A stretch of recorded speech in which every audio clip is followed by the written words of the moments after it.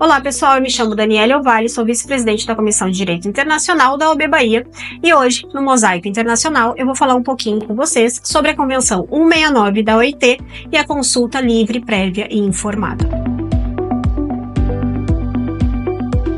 Adotada em 1989, entrou em vigor internacionalmente em 1991, ratificada pelo Brasil em 2002 e passou a vigorar no país a partir de 2003, ela prevê a obrigação dos estados e seus governantes em respeitar e reconhecer valores e práticas sociais, culturais, espirituais, religiosas dos povos e comunidades indígenas e tribais.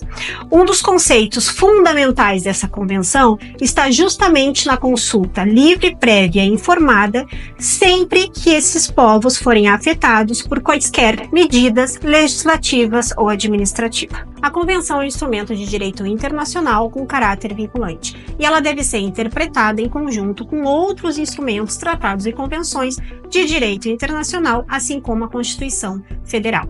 O artigo 6º da Convenção prevê cláusula geral de consulta e alguns dos seus principais procedimentos, entre eles evento, oportunidade e interlocutores legítimos, qualificação do processo consultivo e objetivo. Com relação aos eventos, nós temos as medidas legislativas e administrativas que afetem esses povos. A oportunidade refere-se ao tempo em que a consulta deve ser executada, sempre anterior a qualquer decisão. Com relação aos interlocutores legítimos, são aquelas pessoas que as comunidades entendem que representem essas pessoas. Por fim, a qualificação processual e objetivo refere-se qualificação ao procedimento adequado de consulta e à boa-fé do consultante e objetivo consenso. Mas também prevê aí a oportunidade de diálogo entre as comunidades e o Estado. A convenção, ela também prevê a consulta em situações específicas, como, por exemplo, extração de recursos naturais relacionados a esses povos, quando o Estado, por algum motivo, decide realocar essas comunidades em alguma outra parte, quando também existem intenção de estudo acerca da cultura e do território ou do uso de território por esses povos, sempre nesses casos tem que haver a cooperação através da consulta. É o que nos ensina o artigo 7º da Convenção. É importante mencionar também que medidas especiais de proteção não podem ser contrárias ao desejo desses povos.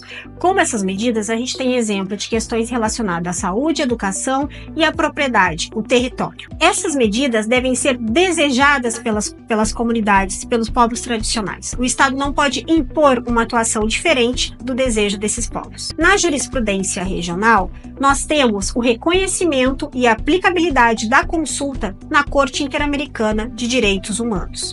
Contudo, a nível interno, alguns estados da região têm se utilizado da consulta como instrumento de manipulação, com a intenção de legitimar atos contrários à consulta, na verdade, atos já decididos anterior à consulta. As principais práticas declaradas pela OIT como incompatíveis com a consulta são informação ou evento. Não é por conta de uma informação ou de um evento que o Estado não necessita fazer uma consulta. A consulta é diferente e apartada do evento ou da informação. Outro ponto seria a participação política efetiva.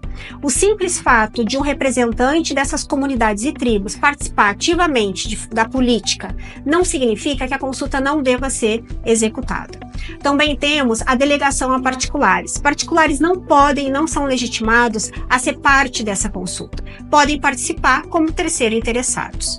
E por fim, a consulta ela não é veto, mas isso não significa que ela não possui poder vinculante. A consulta ela é um instrumento de reconhecimento da autonomia desses povos e ela deve ser estabelecida num procedimento adequado e muito respeitoso entre o Estado e essas comunidades. Um exemplo de práticas incompatíveis com a consulta é a reunião de conciliação que ocorre no STF acerca da Lei do Marco Temporal, a Lei 14.701 de 2023.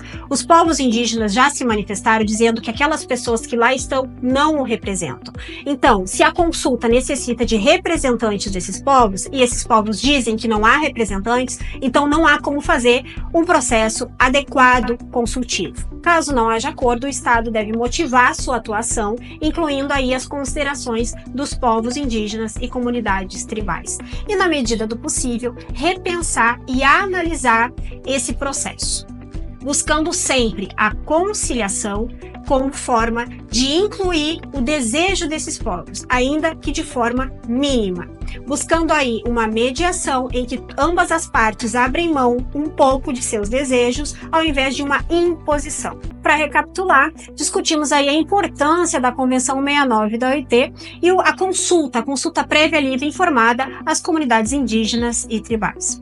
Analisamos o processo consultivo, suas obrigações e desafios, entre eles exploração de recursos naturais, deslocamentos e estudos acerca da cultura e território desses povos.